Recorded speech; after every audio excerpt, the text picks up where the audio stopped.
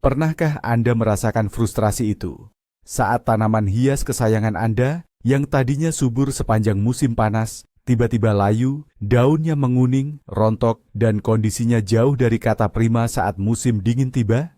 Anda merasa sudah melakukan perawatan seperti biasa, tapi kenapa hasilnya selalu buruk? Statistik menunjukkan bahwa sekitar 80% tanaman tidak berhasil melewati musim dingin di dalam ruangan, dan penyebab utamanya adalah kesalahan perawatan yang justru kita lakukan dengan niat baik. Dalam video ini, kita akan membahas 20 kesalahan paling umum dan fatal yang membunuh tanaman Anda selama musim dingin. Saya jamin, setelah menonton sampai selesai, Anda akan melihat kebun mini Anda dengan sudut pandang yang sama sekali berbeda, dan Anda akan bisa menyelamatkan bahkan tanaman yang paling rewel sekalipun.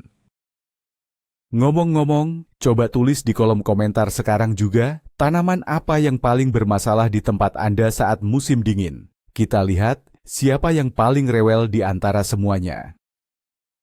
Sebelum kita mulai bedah kasus ini, mari kita pikirkan sejenak. Apa sebenarnya musim dingin bagi tanaman hias? Ini bukan hanya soal suhu dingin di luar jendela.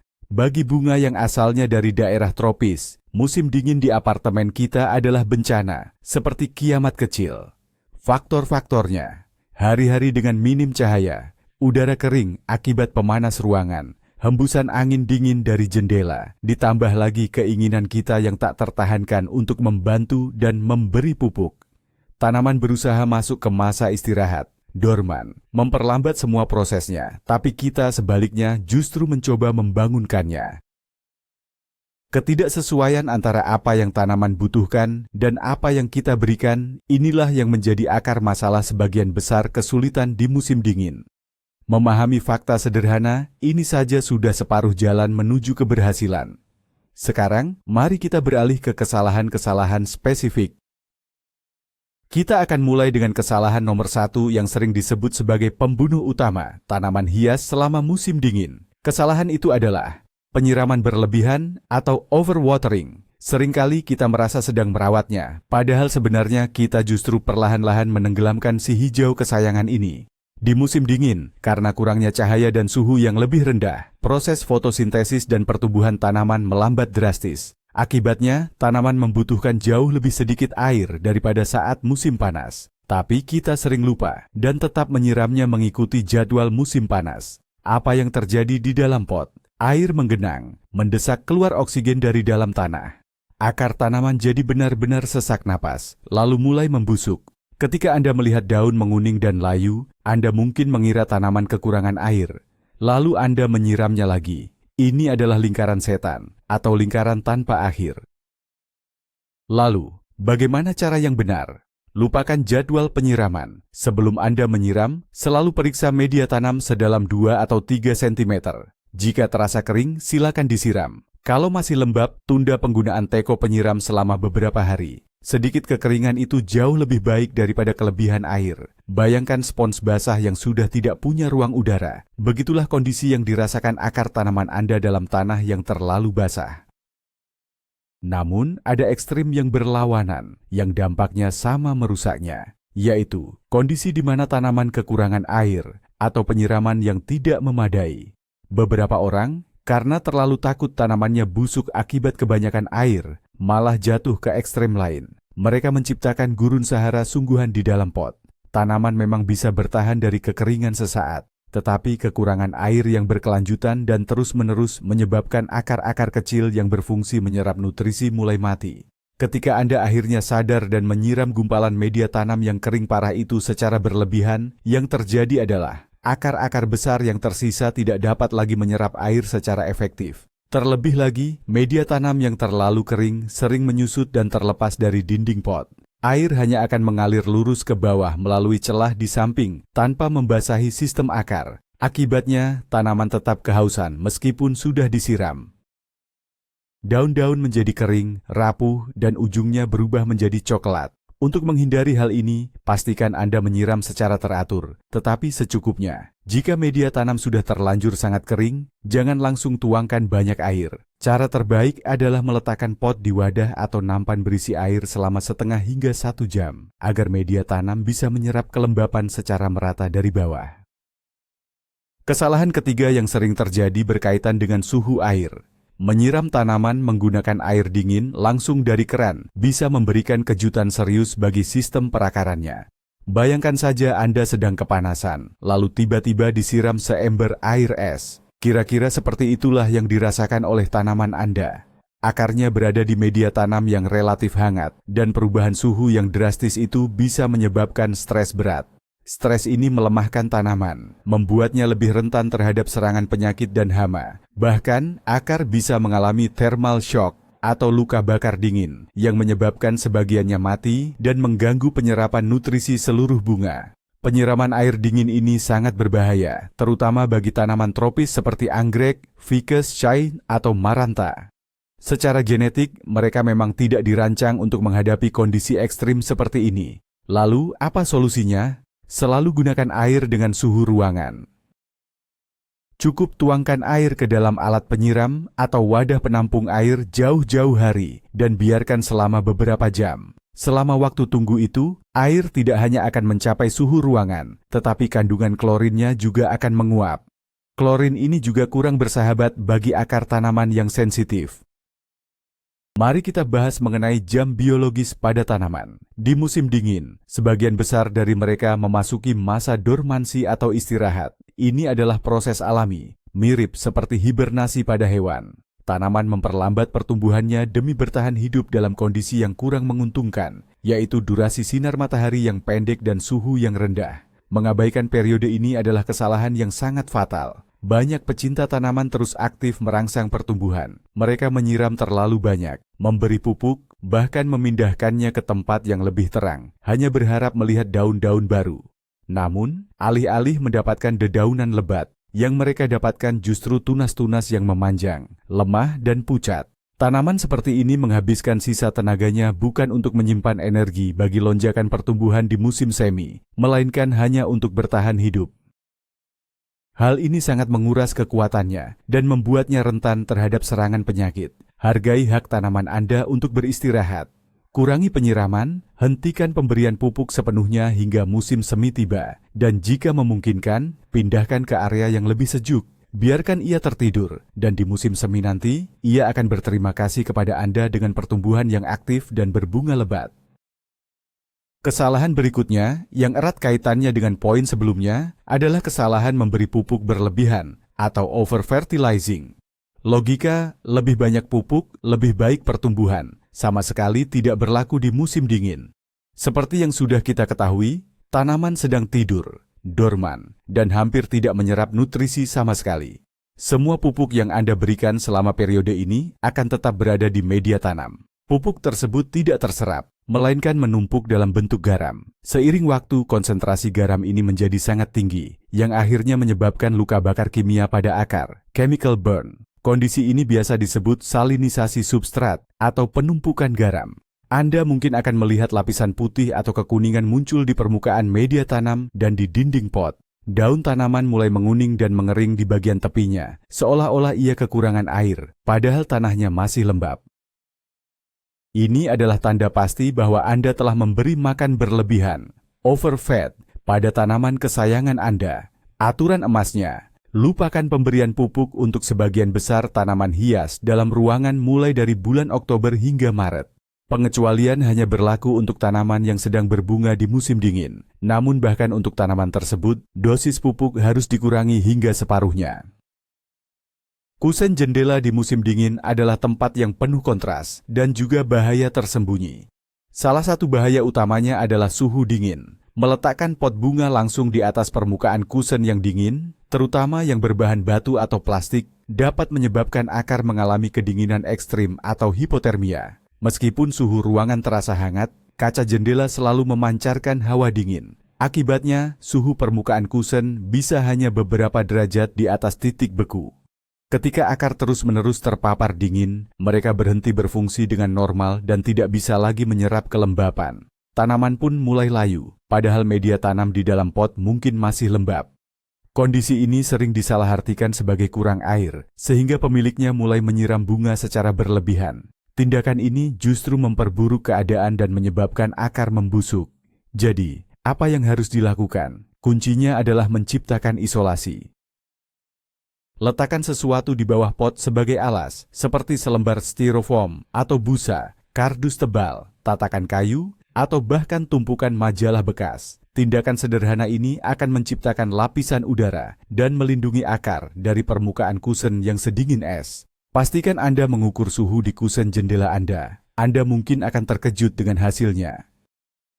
Namun, ambang jendela juga menyimpan bahaya lain, yaitu panas yang dihasilkan oleh radiator pemanas sentral. Menempatkan tanaman persis di sebelah radiator adalah cara cepat untuk membuatnya layu dan kering. Udara panas dan kering yang naik dari radiator bekerja pada daun seperti pengering rambut, hair dryer. Udara ini menguras kelembaban, memaksa tanaman menguapkan air jauh lebih cepat daripada kemampuan akar untuk menyerapnya. Akibatnya, ujung-ujung daun akan berubah cokelat dan rapuh. Bahkan daun bisa mengeriting, menggulung dan rontok. Ini sangat merugikan bagi tanaman dengan daun yang tipis dan sensitif. Misalnya seperti tanaman paku-pakuan, pakis, atau calathea. Jika Anda benar-benar tidak memiliki pilihan tempat lain selain di atas radiator, Anda harus mengambil beberapa tindakan pencegahan. Gantungkan handuk basah pada radiator atau letakkan wadah lebar berisi air di dekat tanaman agar terjadi penguapan. Anda juga dapat menggunakan penghalang khusus, seperti layar, yang akan mengarahkan aliran udara panas menjauhi tanaman. Dan tentu saja jangan lupakan rutinitas menyemprot, misting si teman hijau Anda secara teratur, untuk setidaknya mengimbangi tingkat kekeringan udara.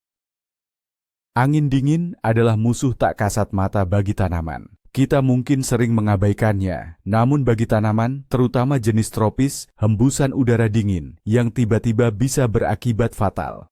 Kesalahan yang sering kita lakukan adalah, ketika kita membuka jendela untuk ventilasi, kita lupa memindahkan tanaman dari ambang jendela, atau dari jalur angin yang bergerak antara jendela dan pintu. Paparan udara dingin yang membekukan, meskipun hanya sebentar, bisa menyebabkan tanaman mengalami syok, kedinginan ekstrem, bahkan merusak daunnya. Daun-daun bisa ditutupi bercak gelap, menguning dan gugur hanya dalam semalam. Tanaman menghabiskan energi yang sangat besar hanya untuk mengatasi stres ini, dan akibatnya kondisinya menjadi sangat lemah. Angin dingin sangat berbahaya, terutama bagi tanaman yang sedang berbunga. Mereka bisa langsung menggugurkan semua kuncup dan bunganya. Oleh karena itu, saat Anda membuka jendela untuk ventilasi, selalu pindahkan tanaman dari ambang jendela. Jika tidak memungkinkan untuk memindahkannya, setidaknya tutupi tanaman dengan koran atau kain selama proses ventilasi berlangsung. Ingatlah, bagi tanaman, tidak ada yang lebih buruk daripada perubahan suhu yang drastis. Sinar matahari yang muncul saat musim minim cahaya sangatlah jarang dan tidak bertahan lama. Salah satu kesalahan fatal yang sering dilakukan adalah tidak mengimbangi kekurangan cahaya ini untuk tanaman kita. Durasi siang hari memendek, dan cahaya matahari pun tidak bersinar secerah biasanya. Akibatnya, tanaman kekurangan energi penting untuk berfotosintesis. Dampaknya, tanaman mulai menjulur ke arah jendela. Batangnya jadi kurus dan lemah, sementara daunnya kecil dan pucat. Proses ini disebut etiolasi. Warna-warna pada varietas yang berdaun variegata akan memudar, berubah menjadi sekadar hijau biasa. Tanaman memang tidak langsung mati, tapi akan melemah, berhenti tumbuh, dan menjadi target empuk bagi hama. Lalu, apa yang harus kita lakukan? Pindahkan tanaman Anda yang paling menyukai cahaya ke jendela yang menghadap selatan, jika Anda memilikinya. Bersihkan jendela secara teratur, karena kaca yang kotor bisa menahan hingga 30% cahaya masuk. Dan cara yang paling ampuh adalah dengan menyediakan pencahayaan tambahan. Saat ini sudah banyak tersedia lampu tumbuh atau fitolam dengan berbagai daya dan harga. Bahkan, beberapa jam cahaya tambahan setiap hari bisa mengubah kondisi tanaman Anda secara drastis, membantu mereka melewati bulan-bulan gelap tanpa kehilangan apapun. Tadi kita sudah bahas kekurangan cahaya, tapi ternyata kelebihan cahaya di musim dingin juga bisa berbahaya. Maksudnya adalah sinar matahari langsung. Memang, intensitas matahari saat musim dingin tidak sekuat musim panas. Tapi, saat hari cerah dan suhu sangat dingin, matahari bisa sangat menipu. Terutama jika tanaman diletakkan di jendela yang menghadap selatan. Kaca jendela yang dingin berfungsi seperti lensa, memperkuat sinar matahari dan menyebabkan luka bakar serius pada daun. Luka bakar ini biasanya terlihat sebagai bintik-bintik kering, pucat, atau kecoklatan. Tanaman yang sudah melemah akibat kondisi musim dingin akan kesulitan memulihkan jaringan yang rusak dengan cepat. Selain itu, sinar matahari yang terik akan memanaskan pot berwarna gelap secara berlebihan. Kombinasi panas pada pot dan dinginnya kaca jendela ini menciptakan kontras suhu yang sangat merusak akar. Oleh karena itu, jika Anda memiliki sisi jendela yang sangat cerah, sebaiknya berikan peneduh pada tanaman, terutama saat jam-jam tengah hari. Anda bisa menggunakan tirai tipis, gorden vertikal, atau jalusi, atau bahkan selembar kertas biasa yang ditempelkan di kaca. Ini akan melindungi daun-daun yang sensitif dari luka bakar dan membantu menjaga penampilan dekoratifnya. Debu rumah biasa adalah musuh lain yang terselubung bagi tanaman Anda, terutama di musim dingin. Selama musim pemanas ruangan, udara di dalam rumah menjadi lebih kering dan debu akan menumpuk lebih aktif di semua permukaan, termasuk pada daun tanaman. Kita sering mengabaikan lapisan abu-abu ini, padahal itu fatal. Lapisan debu tersebut bekerja seperti tirai tebal yang menghalangi cahaya matahari yang sudah minim di musim dingin. Akibatnya, efisiensi fotosintesis menurun drastis. Tanaman kekurangan nutrisi dan akhirnya melemah. Namun kerugiannya tidak berhenti di situ. Debu juga menyumbat stomata, yaitu pori-pori mikroskopis di permukaan daun, tempat tanaman bernapas dan menguapkan kelembaban. Gangguan pada proses penting ini akan menyebabkan tanaman cepat panas, stres, dan akhirnya layu. Dan yang terakhir, daun yang berdebu adalah lingkungan ideal untuk perkembangbiakan hama, terutama tungau laba-laba, spider mites, yang sangat menyukai kondisi kering dan kotor. Solusinya sederhana dan gamblang. Mandikan tanaman Anda secara teratur. Bersihkan daun-daun yang besar menggunakan kain atau spons lembab. Ini bukan hanya tentang kebersihan, tapi merupakan bagian penting dari perawatan yang akan membantu anak-anak hijau Anda bernapas dan mendapat nutrisi dengan optimal. Pemanas sentral memang anugerah bagi kita, tapi seringkali menjadi kutukan bagi tanaman hias. Alat ini tanpa ampun menyedot kelembapan udara di dalam ruangan. Selama musim dingin, tingkat kelembapan di apartemen bisa anjlok hingga 20-30%, setara dengan kondisi di padang gurun. Padahal, sebagian besar tanaman hias favorit kita berasal dari daerah tropis lembab, di mana kelembapan normal berkisar 70-80%. Karena udara yang kering ini, tanaman akan mulai menguapkan kelembapan secara aktif melalui daunnya sebagai upaya pendinginan diri. Sayangnya, akar tidak mampu mengganti kehilangan cairan ini dengan cukup cepat. Akibatnya, ujung dan tepi daun mulai mengering, menguning, dan menggulung. Tanaman kehilangan kekakuan alaminya, tampak layu dan lesu. Bahkan, kuncup dan bunga bisa rontok sebelum sempat mekar. Lalu, bagaimana cara mengatasi masalah ini? Cara yang paling efektif adalah dengan menggunakan alat pelembab udara atau humidifier. Alat ini bermanfaat tidak hanya untuk tanaman Anda, tapi juga untuk kesehatan Anda sendiri. Selain itu, Anda bisa meletakkan nampan berisi air atau kerikil lembab di dekat tanaman, menyemprotkan air secara teratur, dan mengelompokkan tanaman tersebut secara bersamaan untuk menciptakan iklim mikro yang lembab secara lokal. Langkah-langkah ini sangat penting untuk kelangsungan hidup mereka. Seringkali saat ingin meningkatkan kelembapan, banyak orang melakukan kesalahan lain. Mereka menggunakan cara-cara yang kurang tepat. Cara yang paling umum adalah menyemprotkan air atau misting. Kelihatannya sepele kan? Tapi ada beberapa hal yang harus diperhatikan. Pertama, efek dari penyemprotan itu sangat singkat. Kelembapannya menguap hanya dalam waktu 15-20 menit dan udara kembali kering. Untuk mempertahankan kelembapan dengan cara ini, Anda harus terus-menerus membawa botol semprot sepanjang hari. Kedua, tidak semua tanaman cocok untuk disemprot. Tanaman dengan daun yang berbulu halus atau bertekstur beludru, seperti Violet Africa atau Gloxinia, tetesan air justru bisa menyebabkan pembusukan dan munculnya bercak-bercak tidak sedap dipandang. Ketiga, jika Anda menyemprot tanaman yang diletakkan di ambang jendela yang dingin, ini bisa memicu perkembangan penyakit jamur.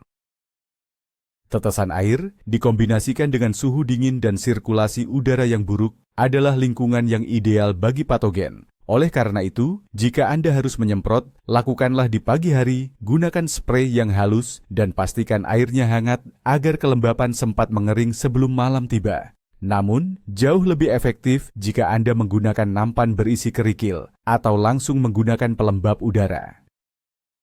Musim dingin adalah waktu yang tenang dan damai, bukan waktu untuk stres. Dan pemindahan pot atau repotting yang tidak tepat waktu bisa menjadi tekanan yang sangat besar bagi tanaman manapun. Beberapa pemula yang baru membeli bunga baru di musim dingin atau melihat tanaman lamanya sudah sempit di pot, langsung terburu-buru memindahkannya. Ini adalah kesalahan fatal. Memindahkan pot adalah sebuah operasi serius. Selama proses ini, akar-akar kecil pasti akan mengalami kerusakan. Saat musim panas, di periode pertumbuhan aktif, tanaman cepat pulih dan menumbuhkan masa akar baru. Namun di musim dingin, saat semua proses kehidupannya melambat, tanaman tidak punya energi untuk melakukan itu. Tanaman yang dipindahkan di musim dingin bisa sakit dalam waktu lama, menggugurkan daun, bahkan mati.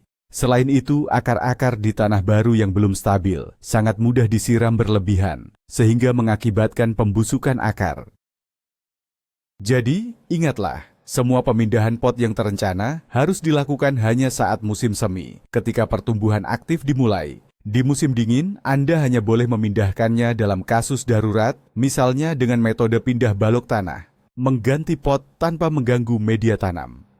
Jika Anda telah menyiram tanaman berlebihan dan harus segera menyelamatkan akar dari busuk.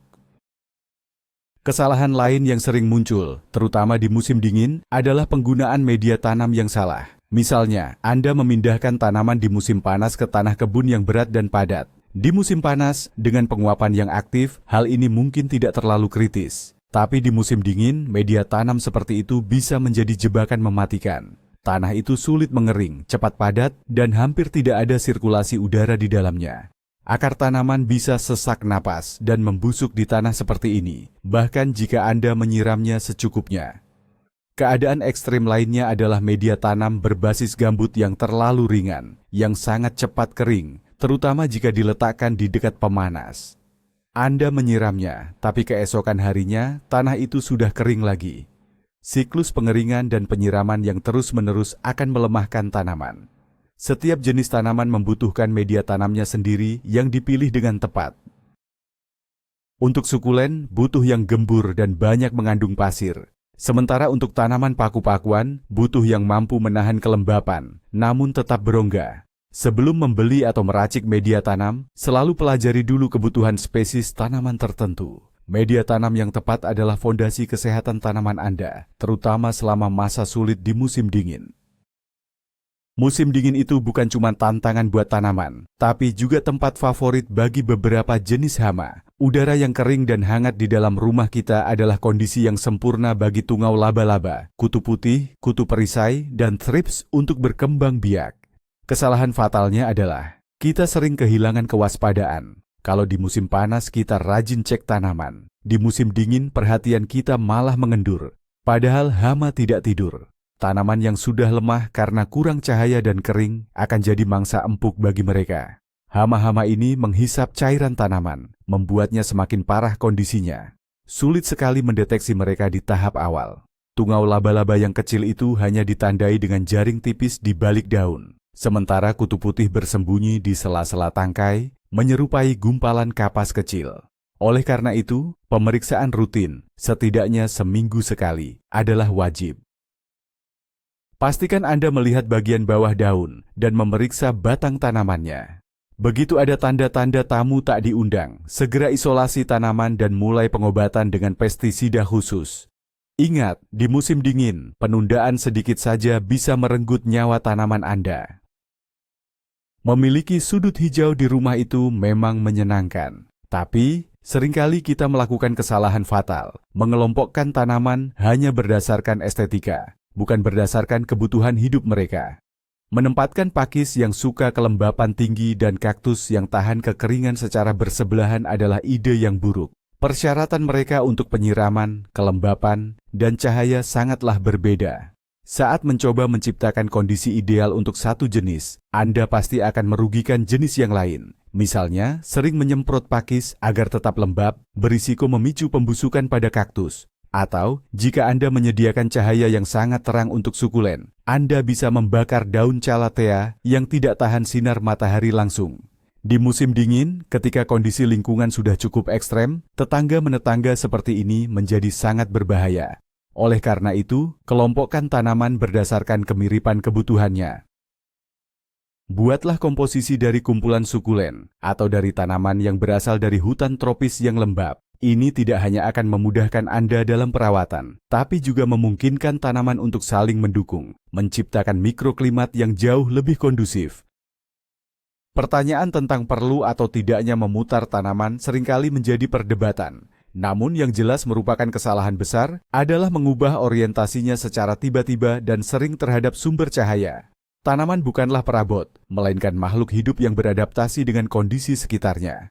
Daunnya akan menghadap ke cahaya untuk menangkap sinarnya seefisien mungkin. Ketika Anda memutar pot secara tiba-tiba hingga 180 derajat, Anda memaksa tanaman untuk kembali menghabiskan energi berharga hanya untuk mengorientasikan ulang seluruh massa daunnya. Bagi tanaman yang sedang lemah atau baru melewati musim dingin, ini adalah stres tambahan. Di sisi lain, tidak memutar tanaman sama sekali juga kurang tepat karena tanaman bisa tumbuh condong ke satu sisi. Bagaimana cara menemukan jalan tengahnya? Putar pot, tetapi lakukan secara bertahap, hanya beberapa derajat saja setiap beberapa hari sekali. Dengan begitu, tanaman akan beradaptasi dengan mulus, tanpa syok, dan mahkotanya akan berkembang secara merata. Ini sangat penting terutama untuk tanaman berdaun besar, seperti ficus atau monstera.